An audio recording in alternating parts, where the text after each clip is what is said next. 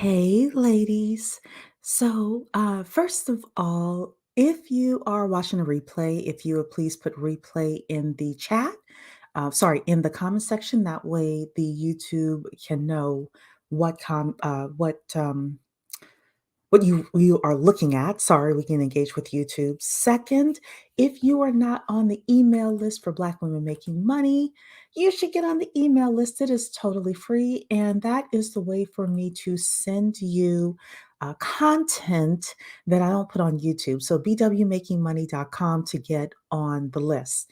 The third thing is I have a super important meeting starting at 7. So literally, I'm on here for 15 minutes, 20 minutes max, just to give you some of the top stories of the week. So, the first story is all about the Fed. The Fed has raised rates again by what they call 25 basis points or 0.25%. So, there's some more news in here. Jerome Powell gave about 2 hours, 2.5 hours of comments.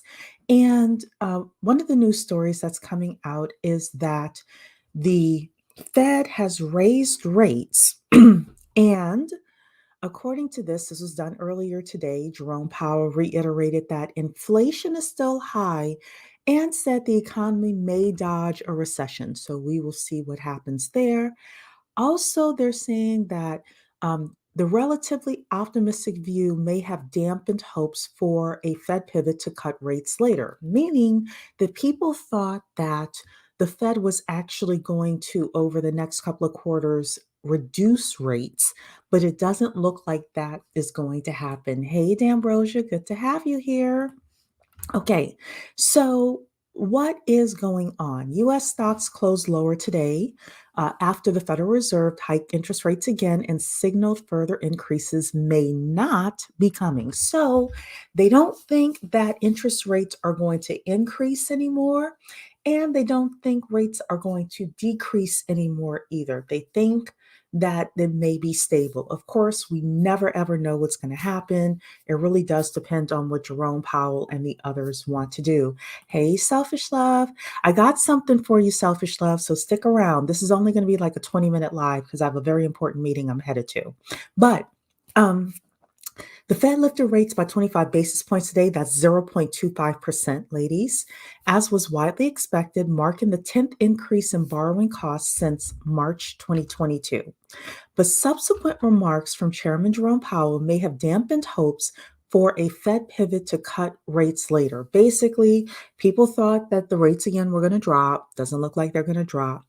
They are saying here, he reiterated that the US inflation is still high and said the odds for avoiding a recession seem greater than those for entering a recession. So he's saying it's potential that we may avoid a recession. Some of us believe that the recession is still here, etc. So that is what is happening over at the Fed today and with the stock market. Okay, the second thing that happened was the failure of First Republic Bank. So we are going to actually watch a former Federal Reserve person talk about the bank failure a little bit. And also, we know that JP Morgan Chase actually purchased the bank. They purchased First Republic Bank, but they did not have to purchase its bad debt. So basically, the US government called Jamie Dimon. Jamie Dimon is the guy who runs JP Morgan Chase and said, hey, would you do us a favor and buy this bank? And JP Morgan Chase probably got a very sweet deal in order to do it. Yes, everybody, if you could like the video, please, would really appreciate it. Rose, you were saying they were talking about US dollar not being printed out or something. I said, no, the fiscal year is just coming to an end. Yes, that's true. They're not going to stop printing money. They will never stop printing money. Even with the Fed now currency that they're talking about, that they're not going to stop printing money. But let's hear for a second what this gentleman is saying. He is the former FDIC chair. This is only a couple of minutes. We're looking at still First Republic, their shares were halted at one point today, continuing to sell off though. But at what point should the Fed and should regulators say, look, this bank should be allowed to fail? Because obviously they're thinking of systemic risk, moral hazard, all these different thresholds. At what point do you say enough is enough and really let a bank fail? Well, I think we should be doing that more often.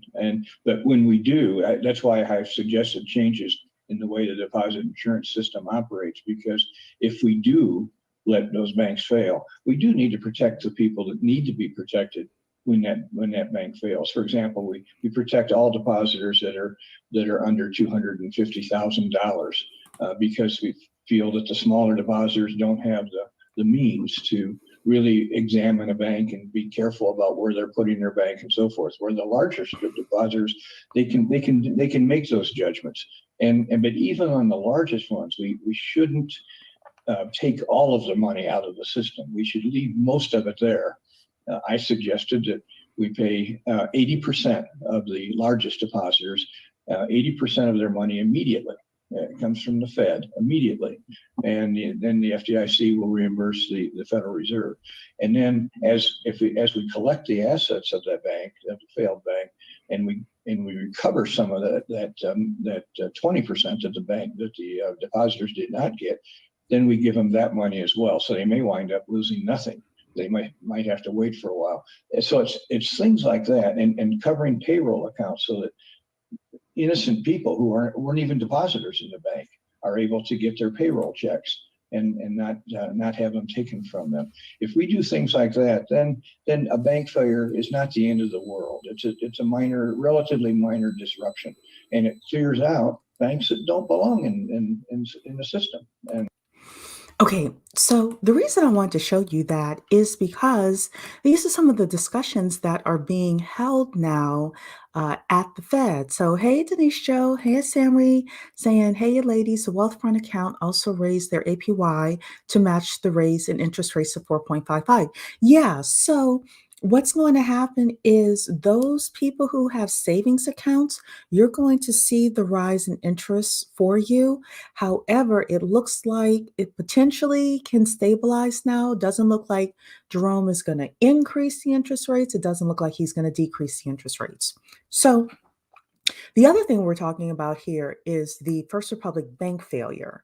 And I always tell you that capitalism protects itself, right? So we know that within the world, the United States is one of the safest places to have money, to have real estate, etc., because of the way our laws are set up and our financial system is set up, our stock market is set up, etc. So the United States will always protect its position with regards to money. The only thing that I think this guy, this former FDIC chair, didn't really talk about was the fact that a lot of these CEOs and C suite people within these banks are taking huge bonus checks months before they let the banks fail. So, we will see. We will see what happens. But right now, Jamie Dimon and JP Morgan Chase have purchased First Republic Bank, and they did not have to assume the bad corporate debt. So they basically, according to Jamie Dimon, he got a phone call from the United States government saying, can you help the government out? And I'm sure that JP Morgan Chase worked up a really sweet deal in order to do that. All this is on the news right now on TV. It's a talk. Yeah, look, we will see what happens, ladies, but I don't even think they'll let the big companies like lose their money either. I don't believe it. It just doesn't make sense. So I got a few more stories to share with you today. The next story I want to share with you is a little more fun. Adidas shareholders are launching a class action suit over the Kanye fallout. The suit alleges that Adidas officials intended to deceive investors by failing to disclose ongoing issues between the company and Kanye West. In other words, what they're saying is that the shareholders are saying, look, y'all knew Kanye was cray-cray, and yet you kept it quiet. And because of that, when Adidas and Kanye split ways, or when Kanye did whatever he did, and Adidas was forced to split ways with him. That cost Adidas a lot of revenues, which then cost the shareholders their share prices. So apparently, there's a class action lawsuit because of this. We will see what happens.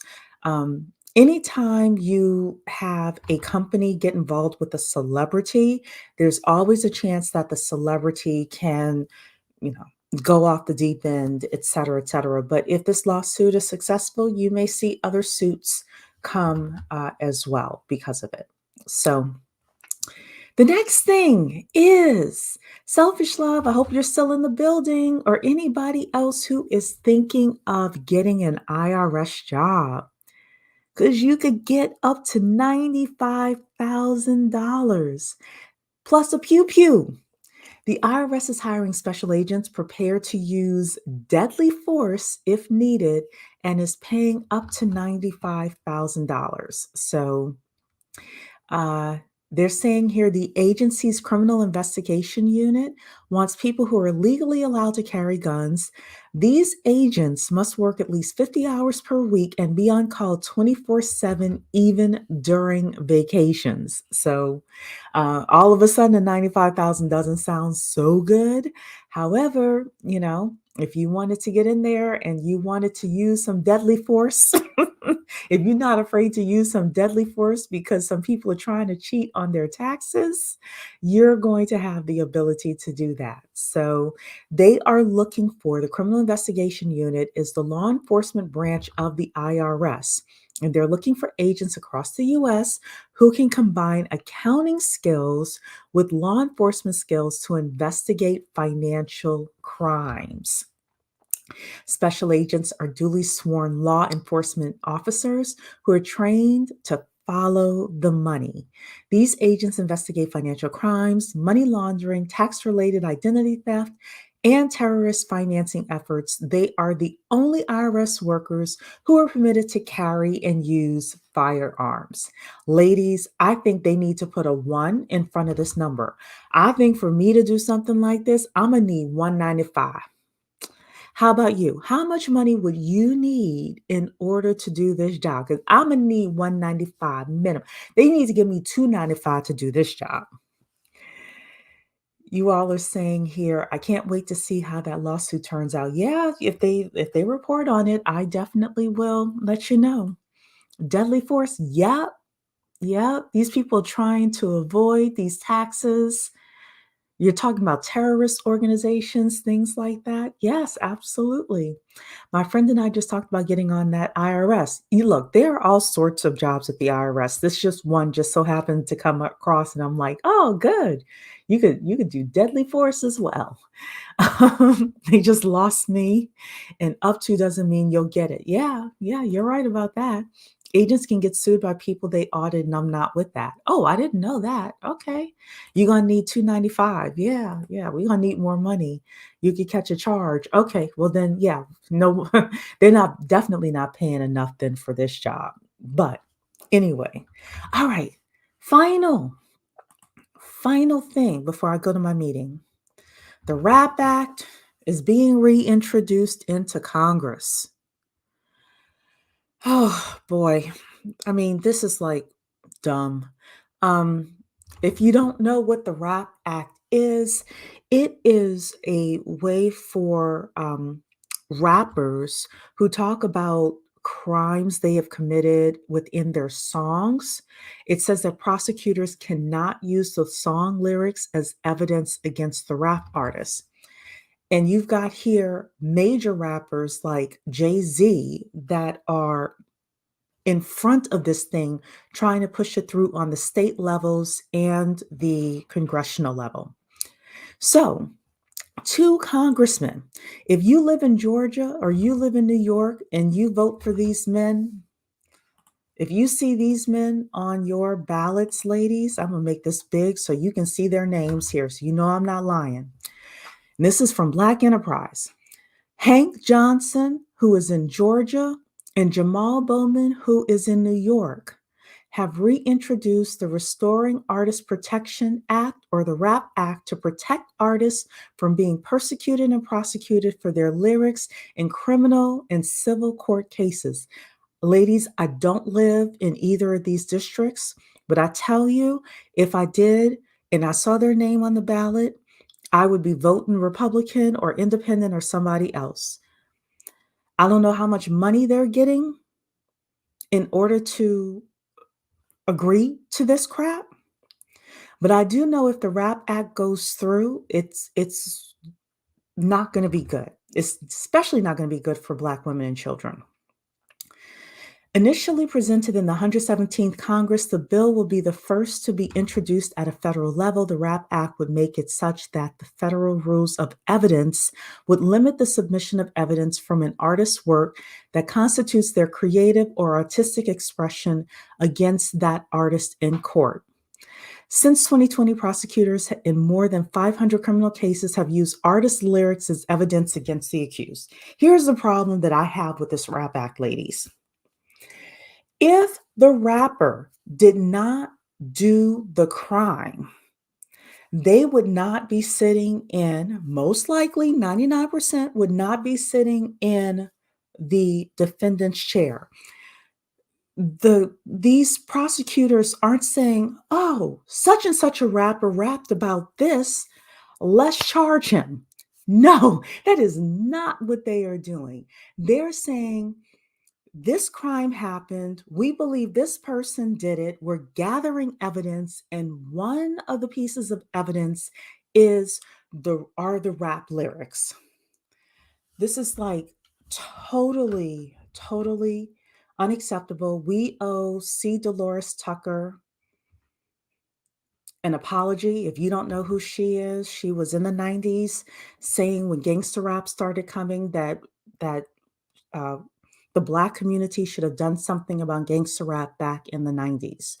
And there were a lot of people, including artists and including Black civil rights leaders, saying, no, it's free speech and all of this. We owe her an apology because this is not good. So I hope the RAP Act doesn't pass. Yeah, selfish love. I hope it doesn't either. Oh my goodness. They don't talk about it then. I'm upset now. Yeah. The IRS has calls explaining what their posted positions entail. Sign up, ladies. They're also doing in-person hiring events. Yeah, look, if y'all are trying to level up your income and things like that, I definitely suggest considering the IRS. Get those accounting skills, ladies. Actually, there was an article about the fact that ChatGPT was not doing well with the math parts of accounting. So they don't think that accounting jobs are going to be taken by automation anytime soon. So you're saying don't pass this act. They're going to pass it. The Black community is going to go hard for it. I hope we don't. We already have issues with the Walmart and things like that. I want to talk about it, but we're in an echo chamber over here. We kind of already know this stuff, but if you live in the hood, all I can say is do what you got to do to get out. You never hear women artists use lyrics like that, but the men do. Yeah, they do. Yeah, they dogged her. And she definitely deserves her flowers. They did not treat her right when she was alive. See, Dolores Tucker was right.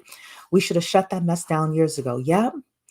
It could have been shut down years ago. She was not against rap overall. She wasn't against like MC Hammer or, the Fresh Prince or Curtis Blow. Even when Curtis Blow was, I think he was the one I was rapping about, like These Are the Breaks and things like that. She wasn't against that kind of rap that just talked about our overall condition.